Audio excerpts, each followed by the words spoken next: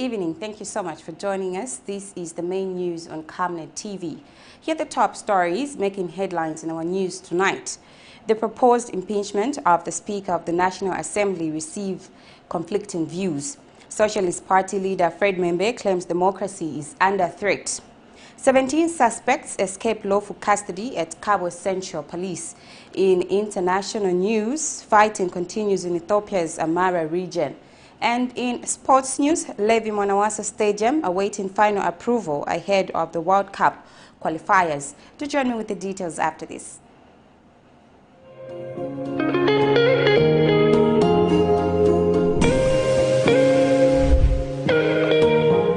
Introducing Darren B, a touch of class.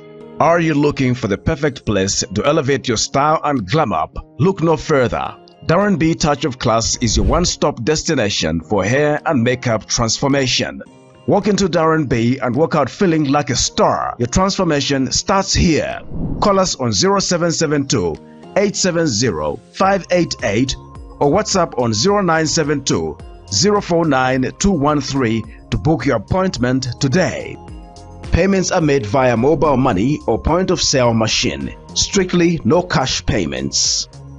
We are located along Mossy Road in Ibex Hill, 4th close on the left after Kalikiliki Police Post. At Darren B, we pride ourselves on our team of dedicated and trained personnel ready to pamper both women and children.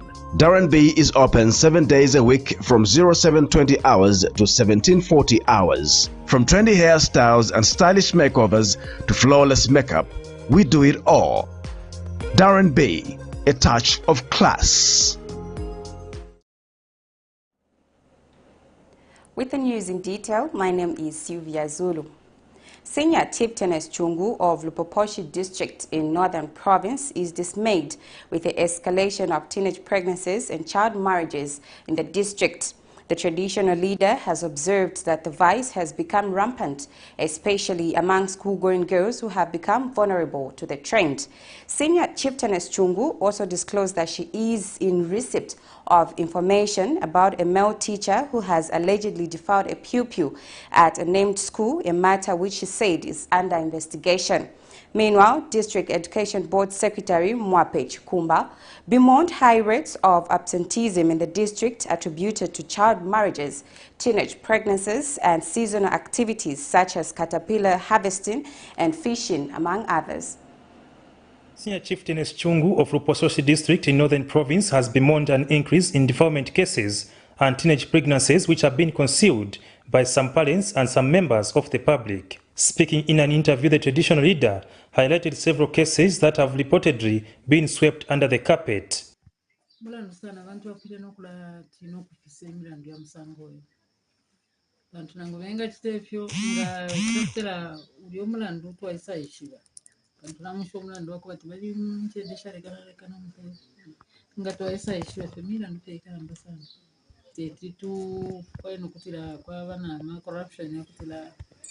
alipira kulia bamuteka pirafiri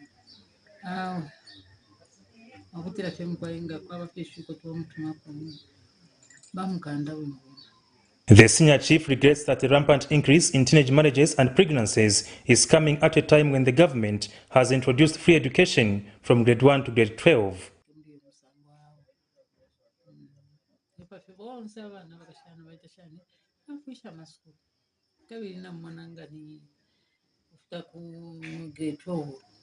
Ni free education. Takulicha kuti barebe pesho kutira yo unandwa kutira ubusukwa pyashe bakumsambisha. So yo mflow ina na eneo. Ishe sumina na kusumina kwa bantu. Meanwhile, District Education Board Secretary Mwapech Kumba bemoaned the high rates of absenteeism in the district, which among others is attributed to high rates of child pregnancies and marriages. Abana mu class bali mu 60 mwasanga fe kuti yalimbi ubo bushiku muri fe abana 20 makamaka this time around ilo kuno kaiko twakwate nchito limbi 3 fwe bafya shikwaliba ubulondo bwesabi ono kulima ero limoli moinenga ino standela ndapo kulia ifishime pia kulaba abana instead ya kwa ku school pia baya mu kukola ifishime mulimo usuma nomba fwe bafyashitule ekintu kishakwe ati abana baisa ku school. For Camnet TV News, Afias Kaptula.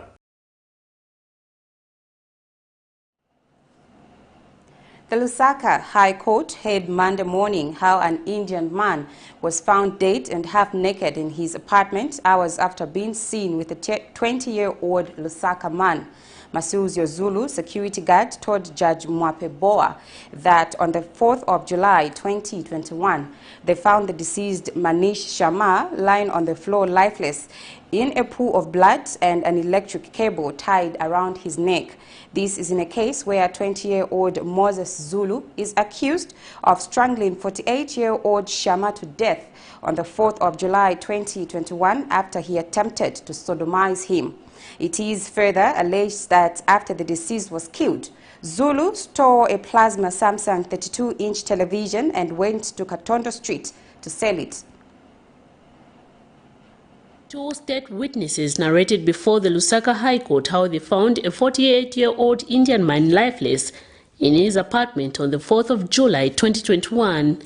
The first prosecution witness, Harish Muna, a country manager for a pharmaceutical company, told Judge Mwapewa that he found the deceased Manash lying on the floor lifeless in a pool of blood and an electric cable tied around his neck. According to the witness, on the mature day, the deceased wife, who lives in India, called him, requesting that he gets in touch with her husband because she was unable to reach him. He says he went to check for the deceased at his apartment at Anchor House. He found the door open, but the grill door was locked. He then attempted to call out for him, but there was no response. He later went to seek help from a security guard, Masuzio Zulu, the second prosecution witness who was on duty on that material night. According to Masuzio Zulu's testimony, they proceeded to the deceased apartment on the 10th floor, broke the lock, and when they gained access to the premise, found Mr. Manash lying on the floor half naked. Allegations before court are that 20-year-old Moses Zulu killed the deceased after he attempted to sodomize him. It is alleged that the incident happened when the accused went to do some piece of work for the deceased, during which he was offered whiskey to drink. It is alleged that when the accused got drunk, the deceased tried to engage in sexual activities with him, but the accused managed to overpower the deceased and strangled him. It is further alleged that after Mr. Manash was killed, Zulu stole a plasma television and went to Katondo Street to sell it. The third prosecution witness for the day also testified that he saw Mr. Manash go into his 10th floor apartment with an African male, and after 2 hours plus, the same gentleman the deceased went with left the apartment with a plasma television set on claims that it was given to him by the deceased. Ernest Musukwa, a driver under armed guard security, told court that on the material day, he was on duty at the same Anchor House. He, however, informed the court that he was unable to recognize the face of the African male the deceased went with, however could recognize the height of the same person. The matter has been adjourned to the 4th of December 2023. Miriam Kaimba, reporting for Camnet TV News. Lusaka Magistrate Irene Wishimanga has referred to the High Court the case where the opposition leader of the Socialist Party, Dr. Fred Membe, is accused of communicating classified information. This follows the state's concession to have the matter referred to the High Court. In the previous court session, Dr. Membe's lawyers argued that the subordinate court had no jurisdiction to try the accused case, hence applying that the matter be referred to the High Court. Meanwhile, speaking shortly after his court appearance, Dr. Membe maintained his allegations against the ruling party of having a hand in the creation of confusion within the former ruling party. Opposition Socialist Party leader Dr. Fred Membe will soon begin to appear before the Lusaka High Court, following the subordinate court decision to refer the matter. Magistrate Irene Wishimanga has referred to the High Court Dr. Membe's case, where he is accused of communicating classified information. In the last court session, his lawyers argued that the magistrate court had no jurisdiction to try the said case. And when the matter came up Monday morning, the state did not object to the application by the defense, leaving the court to refer the matter to the High Court. The opposition leader is charged with communication of classified information contrary to Section 4, Subsection 3 of the State Security Act. Allegations are that on July 21, 2023, he published on his Facebook page that the name of the appointed Central Joint Operation Committee chairperson had been changed. Meanwhile, speaking shortly after his court appearance, Dr. Membe maintained his allegations against the ruling party of having a hand in the creation of confusion within the former ruling party. And waged the struggle to have multi-party political dispensation back. We will not allow to see the destruction of something that people strived for a long time and in a difficult way. Mr. Kainde was not there. Mr. Kainde and his friends did not participate in the reintroduction of multi-party politics. They may not like the PF, and they are entitled not to like the PF, but the PF had the right to exist, whether they like it or not. The PF does not exist at their mercy or their discretion, or even indeed at our own discretion. Multi-party politics is about competing for power, competing for service. It's not about a battlefield where political parties or opponents should be annihilated. The destruction of the PF is not just about the PF, it's about all of us. All citizens of goodwill should stand up and oppose this. Miriam Kaimba, reporting for Camnet TV News. Some Lusaka residents have reacted to the demand by Southern African Network Against Corruption. SANEC Executive Director Gregory Chifire says that former President Edgar Lungu must retain the benefits paid to him during the time he stated that he had resigned from active politics. One resident, Kelvin Mwemba, says what Mr. Lungu did was stealing from the Zambian people by pretending that he had retired when in fact not. Another resident, Eric Kasongolo, says the former president did a lot for the country and should not be subjected to such humiliation. The return of former President Edgar Lungu to active politics is still being tried in the court of public opinion. The latest to submit his argument is Southern African Network Against Corruption Executive Director Gregory Chifire, who says the former president obtained money under false pretenses in violation of Section 309 of the Penal Code, Cap 87 of the laws of Zambia, enjoying benefits as former president during the period he was in his retirement. Some Lusaka residents have reacted differently to this submission.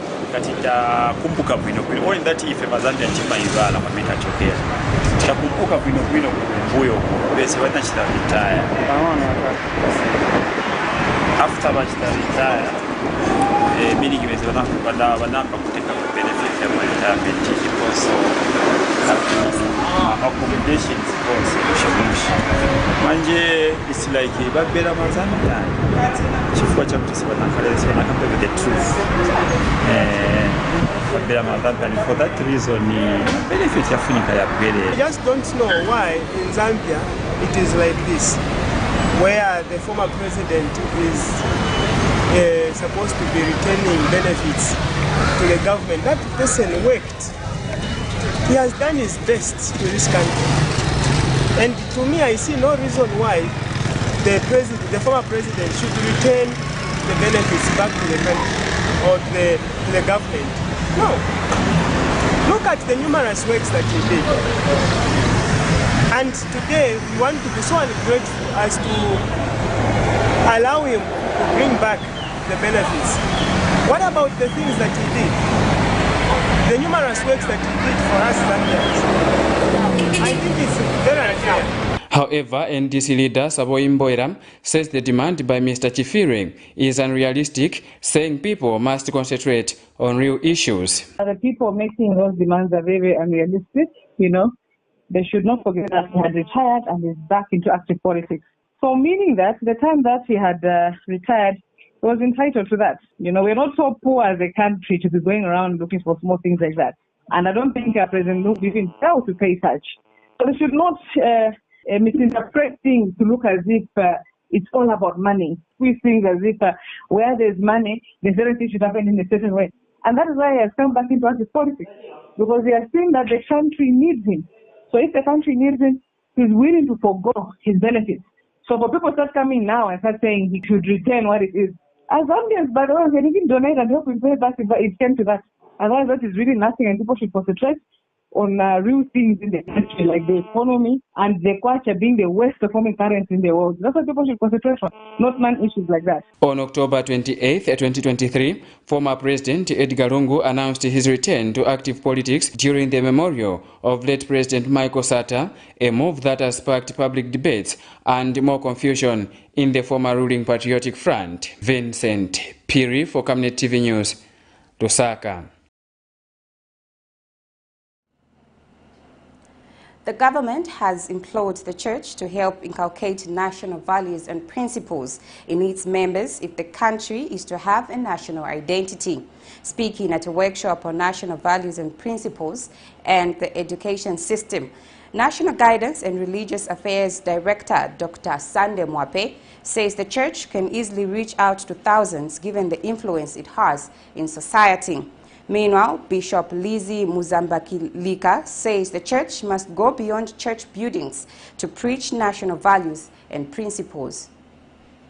National values and principles bind a society together, define what is important and worthwhile, and provide guidance on what is right versus the wrong. For this reason, government has implored the church to help inculcate national values and principles in its members if the country is to have national identity. Speaking at a workshop on national values and principles and education system in Chilanga, National Guidance and Religious Affairs Director Dr. Sande Mwape notes that the church can easily reach out to thousands with the influence it has on society. The agenda of the church, and number one, which is morals and ethics.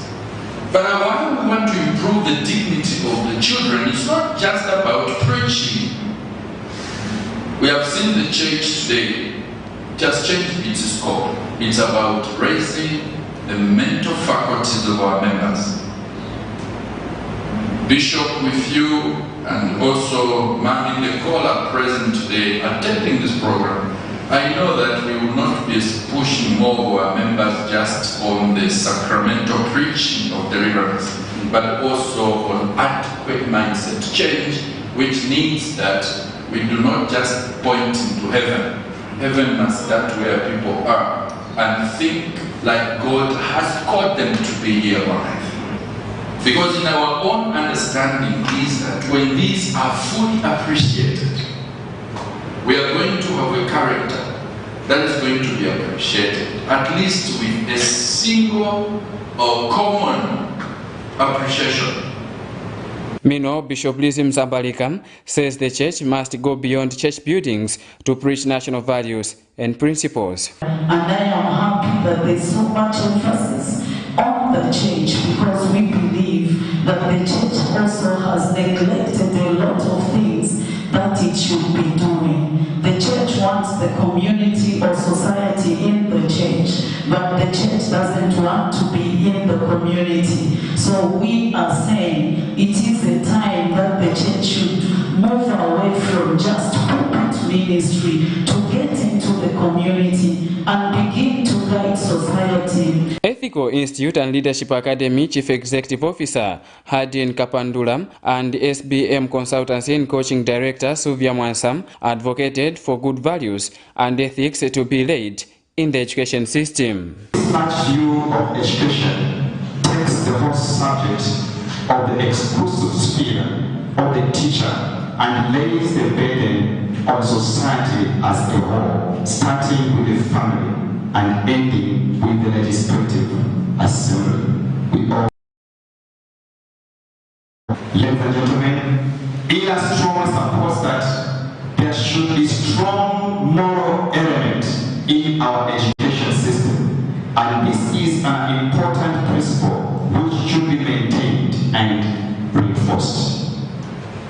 Learning for the sake of learning is not enough at all, but we must add to our qualifications skills, morals, and values.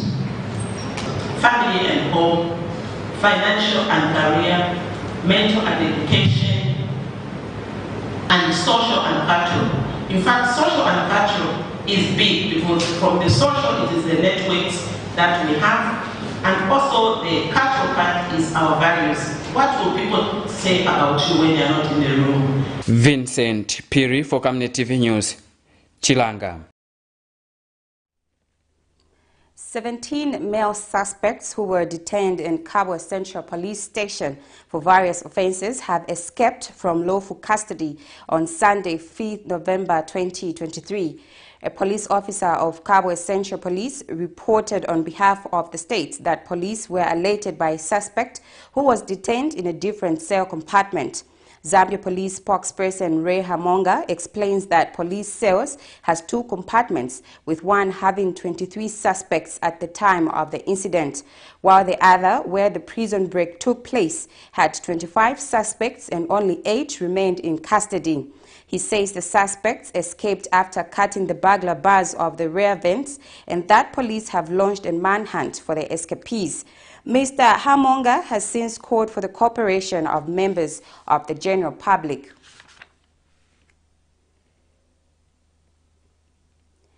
A political scientist and legal analyst, Joseph Selisho, has described the petition by Opposition Patriotic Front PF members of Parliament calling for Speaker of the National Assembly, Nelly Muti, to be removed from her position as unjustifiable. Mr. Selisho observes that the allegations leveled against the Speaker do not meet the criteria for impeaching her and wonders about the motive behind the petition. Meanwhile, advocates for People's Prosperity leader MWANAWASA observes that the respect of the House has shrunk, hence call by the opposition parliamentarians is justifiable. Last week on Friday, 59 Opposition Patriotic Front members of Parliament signed a petition to impeach the Speaker on allegations of gross misconduct and hindering the freedom of expression for lawmakers. On Thursday, 2nd November 2023, Nkana Independent Member of Parliament, Binwe Mpundu, wrote a petition signed by 59 Opposition Patriotic Front members of Parliament seeking to move a motion to impeach the Speaker of the National Assembly, Nelly Muti, on alleged gross misconduct and violation of the Constitution. Among other allegations, the parliamentarians claim on 1st November 2023, the Speaker misconducted herself when she curtailed Kamfinsa lawmaker Christopher Kangombe from exercising his freedom of expression in the House. Many stakeholders question whether or not it is justifiable for the lawmakers to move a motion against impeaching the Speaker when standing orders provide authority for the Speaker to allow who should debate during the National Assembly business. A political scientist and legal analyst, Joseph Selisho, has observed that the petition by the 59 parliamentarians on the allegations leveled against the Speaker does not meet the criteria of impeaching her and wonders what motivated the members of Parliament to do so. That is almost impossible in the sense that the law protects that position. In Article 83 of the Zambian Constitution, it provides the methods of how you can remove a Speaker from her position or his position. And one of the requirements is that there must be 1/3 of the total members of Parliament to vote for the motion if it is raised. If it is raised, again, it is procedural that there must be grounds why you want to remove the Speaker. But opposition advocates for People's Prosperity leader MWANAWASA, who was also a member of Parliament for Chimwemwe constituency, alleges that it is within the mandate of the parliamentarians to do so because the House is not in order and sees no wrong in impeaching the Speaker. The decorum of the House has actually been injured. And you don't simply rise up and start calling for the impeachment of the Speaker that is being mischievous.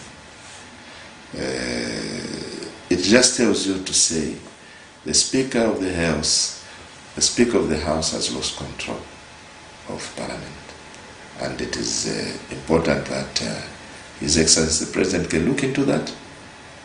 If it requires the replacement of the Speaker.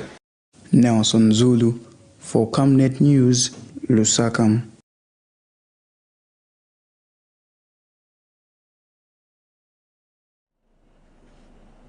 Stakeholders in the agriculture sector have predicted that the country's food security in 2024 may be affected due to late delivery of farming inputs. The Participatory Ecological Land Use Management PEACEMAKERS Country Coordinator Muketoi Wamunyima says late distribution of farming inputs is becoming a perennial crisis. Meanwhile, Pambashi Member of Parliament Ronald Chitotela wonders what strategy is being used to distribute the inputs, saying KABWE district, despite currently receiving rains, has not received farming inputs so far. Farming inputs are like the magic that turns unfertile land into a land of plenty. They do not only support the country's food security, but boost economic growth for both farmers and the country. The agriculture sector in Zambia contributes about 19% to the gross domestic product and employs 3/4 of the population, with a domestic production comprising of crops such as maize, sorghum, millet and cassava to ensure a constant food supply and food security for the population, while areas like the Southern Province, Copperbelt, Northwestern, among others, have received the farming inputs. Reports have emerged of farmers who have not received their inputs despite the rain season kicking in.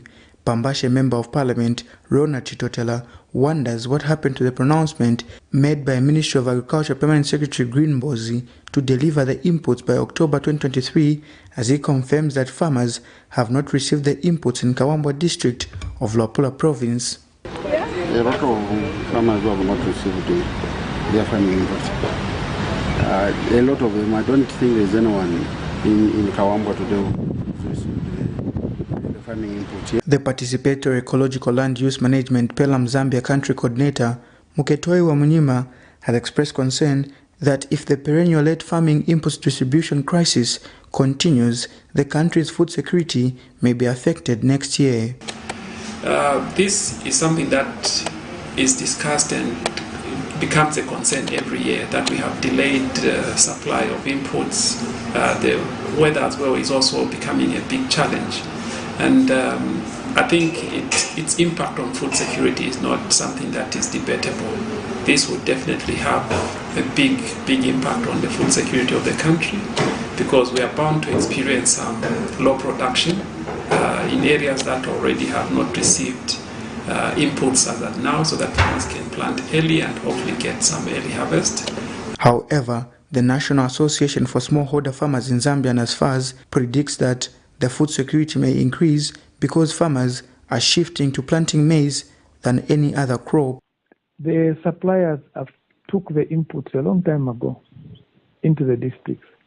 But what should take long for the DACOs and their team to distribute to farmers? That's our concern, and that's what contributes to low productivity. It's one of them, very bad. And we know that it may contribute, although many farmers will go into maize, but their productivity will still be very, very low. In terms of food security, I think we may have a better situation next year than we had this year. Nelson Zulu for Camnet News, Lusaka.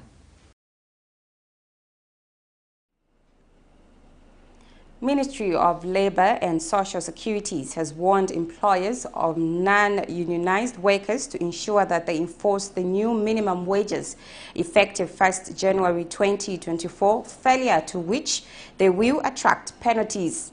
Speaking at a media briefing in Lusaka Monday, Ministry of Labour and Social Security Brenda Tambatamba says the new minimum wage and condition of service will cover domestic workers, shop workers and all other workers who do not fall in the two categories. Meanwhile, Zambia Congress of Trade Union General Secretary Joy Bene says the country is good at making laws while its implementation remains poor, hence calling on the ministry to ensure that it monitors how the new minimum wage will be implemented. Last week, Parliament approved the issuance of statutory instruments on the minimum wage and conditions of employment. Following the approval of the issuance of the statutory instrument on the minimum wage and condition of employment by Cabinet on 30th of October 2023, Minister of Labour and Social Securities Brenda Tambatamba says the new minimum wage and condition of service will only apply to domestic workers, shop owners and other workers who do not fall in the two categories. The minister says the new minimum wage was arrived at after intensive consultation with stakeholders and that domestic workers will now be paid 1,300 kwacha from 1,100 kwacha approved in 2018. Domestic workers, the current basic salary is 1,100 kwacha. Approved transport addition is 200 kwacha.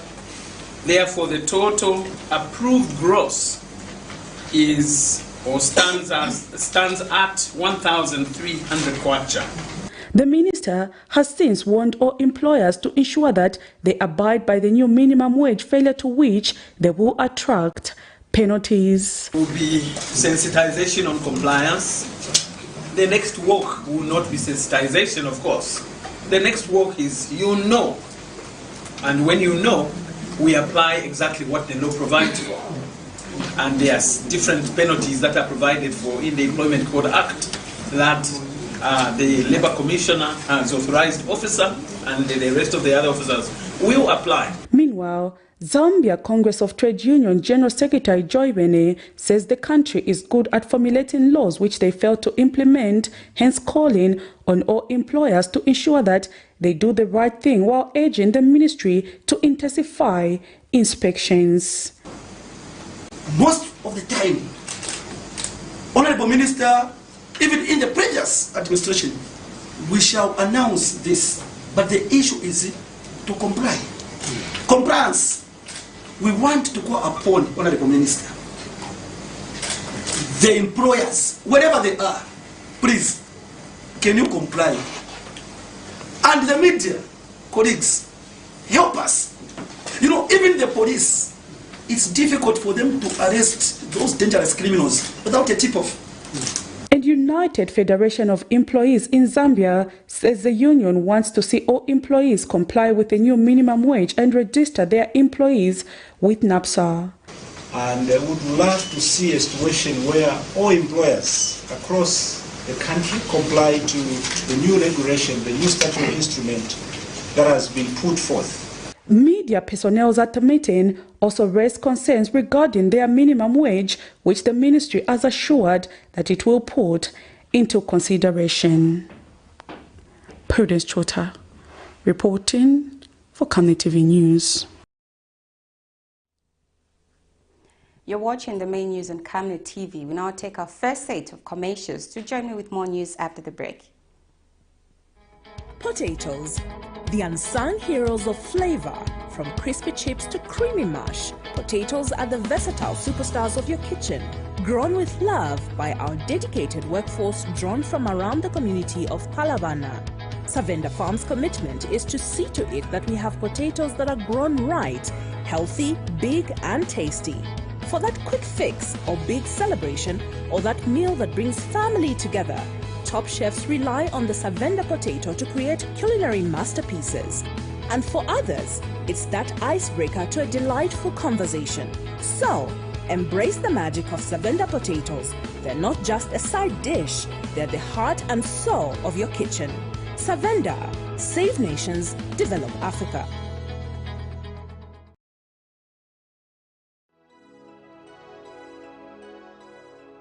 This Monday, 6th November 2023, join Pastor Moses Chiluba on National Matters with his guest, Honorable Brenda Tambatamba, Minister of Labour and Social Security. For pensions, for all the three pension funds I've mentioned, to ensure that members are serviced better. as they discuss the labor matters in Zambia. Watch and subscribe to Camnet Television Network on DSTV channel 274, GoTV channel 25, Topstar channel 106. Invite others to participate through phoning on Skype, Zoom, WhatsApp, and text messages. Camnet Television, your #1 community station in Zambia. You are free to watch Camnet TV 24/7 when you download the Limex app on any smartphone or iPhone. Camnet TV, not just another channel.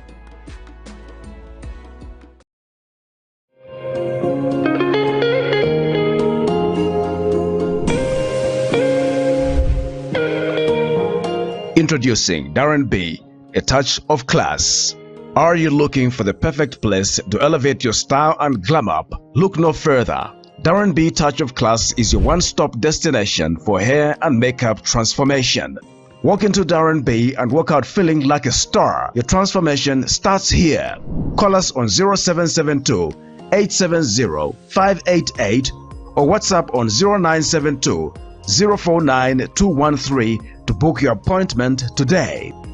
Payments are made via mobile money or point-of-sale machine. Strictly no cash payments. We are located along Mossy Road in Ibex Hill, 4th close on the left after Kalikiliki Police Post. At Darren B, we pride ourselves on our team of dedicated and trained personnel ready to pamper both women and children. Darren B is open 7 days a week from 0720 hours to 1740 hours. From trendy hairstyles and stylish makeovers to flawless makeup, we do it all. Darren B, a touch of class. Thank you for staying with us. We now continue with more news. The Ministry of Labour and Social Security has launched the Patients Awareness Week aimed at educating members of the public on financial literacy. Speaking at the launch in Lusaka Monday, Pension and Insurance Authority Acting Registrar and Chief Executive Officer Namakau Ntini says increased patients uptake can result in ensuring social security for the citizens. Mrs. Ntini says pensions form part of the social security framework and is critical in alleviating old age poverty. Meanwhile, Minister of Labour and Social Security Brenda Tambatamba says the Patients Awareness Week is a literacy campaign aimed at raising awareness on the importance of saving for retirement through a pension. Before you can do anything else, it is important that you set aside something for retirement. However, lack of information on pension matters has been cited as one of the challenges, among others, that our country faces. A lot of people still don't appreciate matters of pension, and so we are here to demystify it. There is need to develop pension products to cater for both the underserved and the unserved market, and it is for this reason that the association is looking forward to the conclusion of the draft Pension Scheme Regulation Bill and the subsequent enactment to pave way for the introduction of micro-pensions, which we believe will service the identified markets. When people retire from either formal or informal employment, their regular income also ceases while the daily basic needs continue. It is therefore crucial to have a regular source of income after retirement, and this is where a pension comes in handy. It provides you with financial stability after retirement. I therefore urge workers, especially in the informal sector, the informal economy, to subscribe to a pension plan so that you can live a stress-free life in old age. Consumer Unit Trust Society, CUTS, has underscored the importance of empowering youths in food production systems to meet the growing demand for food. CUTS Country Director Angela Mulenga says empowering the youths in food systems will help meet food demand and create green jobs, making cities inclusive and climate resilient. Ms. Mulenga was speaking in a speech read by CAT's communications officer Nancy Mwape during an inception meeting for the Chongwe Urban Futures project aimed at empowering urban youths to become agricultural entrepreneurs and reshape urban food systems to drive change. As urban populations continue to grow amidst the advent of climate change, stress around food value chains is mounting, resulting in high commodity prices and shortages. According to research, cities globally cover only 2% of the Earth's surface, but consume 80% of the world's food, generating 70% of global emissions with 70% of waste. To create resilient food systems, Consumer Unity Trust Society, CATS, in partnership with the Global Network Solutions, GNS with support from HIVOS, has embarked on a 5-year project dubbed Chongwe Urban Futures. Speaking during the project inception meeting at Chongwe Town Council Monday, CAT's Country Director Andrea Mlenga through Communications Officer Nancy Mwape says the program aims at empowering youths to participate effectively in food processing systems to create a Chongwe urban area with climate-resilient food systems. This is why the project's focus is on engaging urban youths in food value chain to stimulate local innovation and promote multi-stakeholder collaboration. So we believe as CATS and GNS that by empowering our youths, will not only meet the growing demand for food, but also create green jobs. So the main objective of the project is to contribute to more inclusive, climate-resilient urban food systems. So we want to see a Chongwe which witnesses green space and audible landscape that improve climate resilience, social cohesion and well-being. Chongwe Town Council Acting Director of Housing and Social Services, Mwakoe urged youth to take advantage of the program to grow their businesses. All these numbers that they give us, GDP, income per capita, we don't understand those figures, but we need to understand that all that GDP, the economic growth that they talk about, it starts right here with us youths, our fellow youths who are here, and that small business that you start. It does not seem like it's a lot, but that one small unit adds to bigger units, as you grow, you actually employ fellow youths. Meanwhile, some youths who attended the meeting shared their suggestions on how Chongwe can be made food secure as well as assist them in growing their businesses amidst the impact of climate change. The packaging, because people can think the packaging is not so attractive, so I can't buy this drink, it's not from an industry.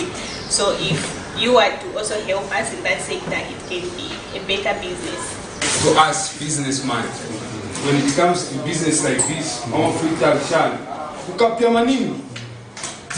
fast. So pesa losi ishtabwanji ishta increase then ungala na headache. So you can't just wait food to go without eating, so you need to eat. So in that way, I think it will develop a lot of youths to engage themselves in a business of foodstuffs. For Camnet TV News, Afias Kaptula in Chongwe, Lusaka Province. United Party for National Development, UPND member Vene Hachombwa has urged young people in Lusaka's Kanyama constituency to take advantage of various empowerment programs the government has put forward to benefit their lives. Speaking when he graced a fundraising event at Chiwolia Seventh-day Adventist Church in Lusaka Sunday, Mr. Hachombwa noted youth empowerment issues can be resolved under the Constituency Development Fund, CDF, and the Citizens Economic Empowerment Commission, CEEC. Mr. Hachombwa pledged support to the congregation's activities. Colleagues, we come from the presidential campaign team. We have a duty to promote the policies of his government. But you mentioned of so many things here, we heard the challenges, but your government has a deliberate policy on the young people. Government has got CDF, TEC, those are grants that we can access as young people. And we shall not feel lazy, we need to participate. That is very important. We want to take this opportunity, colleagues. We want you to form a cooperative and get the money. We want you to believe it. First of all, we want to thank you, everyone that has come through. The church is the body of Christ, and we've seen people coming all the way from Salvation Army and helping us fundraise. We also have the guest of honor amidst us, Vene Hajombwa, who has also donated the 5,000. Over and above, I think we've raised over 15,000. And we want to use this money to buy the instruments that we are anticipating to buy. And through this money, we want to buy everything that is needed so that we can start our brass band. Still to come in the news, LEVY MWANAWASA Stadium awaiting final approval ahead of the World Cup qualifiers. I will be back with the details after the break. Water is life. Each drop counts and each must be cherished. Our tried and tested product meets all international standards. With our smart drip technology, we aim to deliver precision irrigation designed to reduce blockage and wastage, ensuring a high yield. RenGlow, your smart irrigation partner.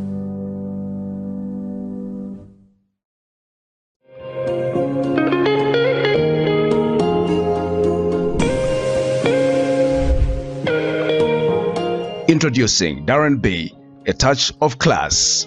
Are you looking for the perfect place to elevate your style and glam up? Look no further. Darren B Touch of Class is your one-stop destination for hair and makeup transformation. Walk into Darren B and walk out feeling like a star. Your transformation starts here.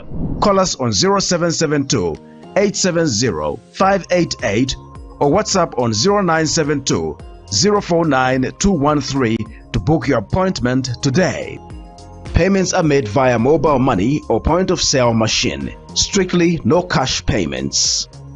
We are located along Mossy Road in Ibex Hill, fourth close on the left after Kalikiliki Police Post. At Darren B, we pride ourselves on our team of dedicated and trained personnel ready to pamper both women and children.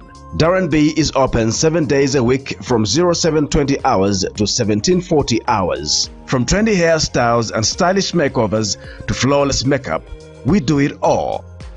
Darren B, a touch of class.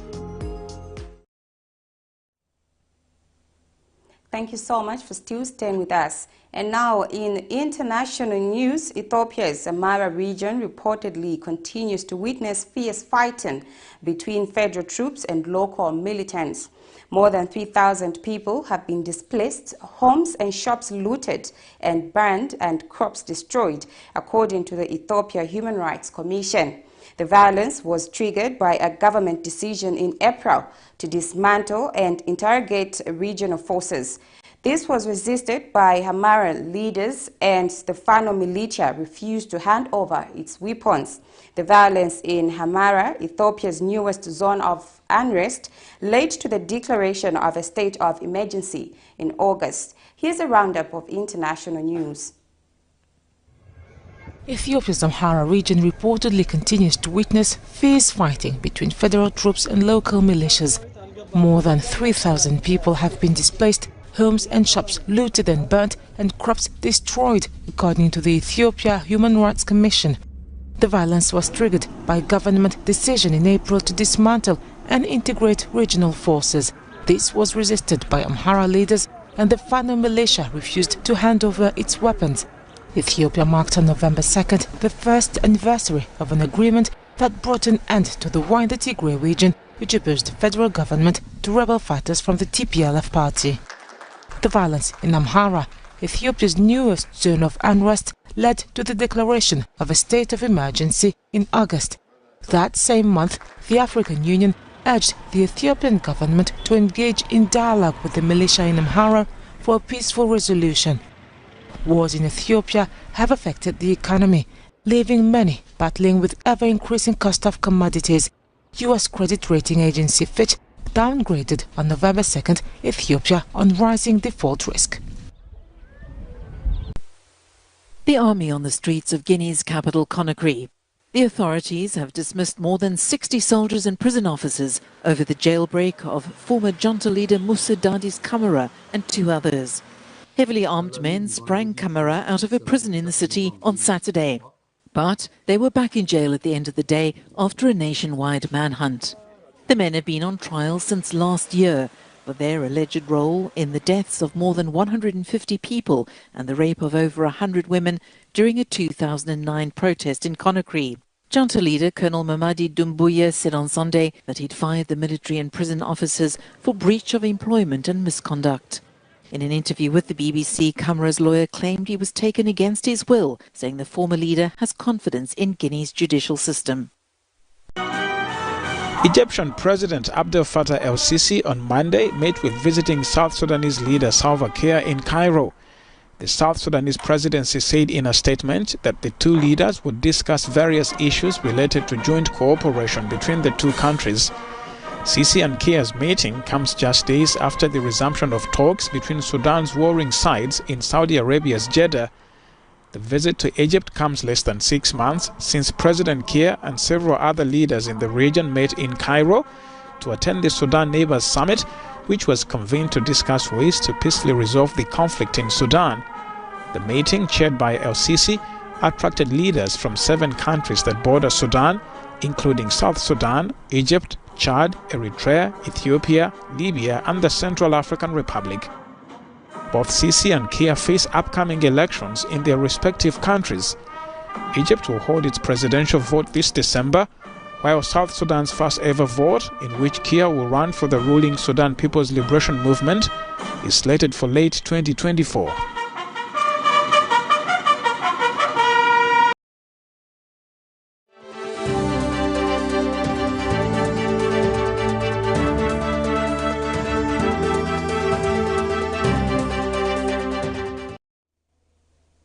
And now in sports news, a week and 4 days to the Chipolopolo boys hosting their opening match of the 2026 FIFA World Cup qualifiers. LEVY MWANAWASA Stadium is yet to be approved. Zamfoot reports the 49,800 capacity stadium is Zambia's only hope of playing their World Cup qualifiers at home, but final touch-ups are not yet completed. The Confederation of African Football (CAF) in June made recommendations of what needs to be improved in order for the Chipolopolo boys to play FIFA-sanctioned matches at home, while Lusaka's National Hero Stadium has been completely struck off the list. Zambia hosts Congo-Brazzaville on November 17th before facing Niger away 4 days later. This is according to the Football Association of Zambia's official Facebook page. That item brings us to the end of our main news, but before I go, let's look at the stories making headlines. The proposed impeachment of the Speaker of the National Assembly receives conflicting views. Socialist Party leader Fred Membe claims democracy is under threat. 17 suspects escaped lawful custody at KABWE Central Police. In international news, fighting continues in Ethiopia's AMHARA region. And in sports news, LEVY MWANAWASA Stadium awaiting final approval ahead of the World Cup qualifiers. We now look at our Camnet verse of the day, coming from the book of Matthew, verse 5, chapter 9. Blessed are the peacemakers, for they shall be called sons of God. We've now come to the end of our main news. Thank you so much for watching. Do enjoy the rest of our programming. My name is Sylvia Zulu. Good night.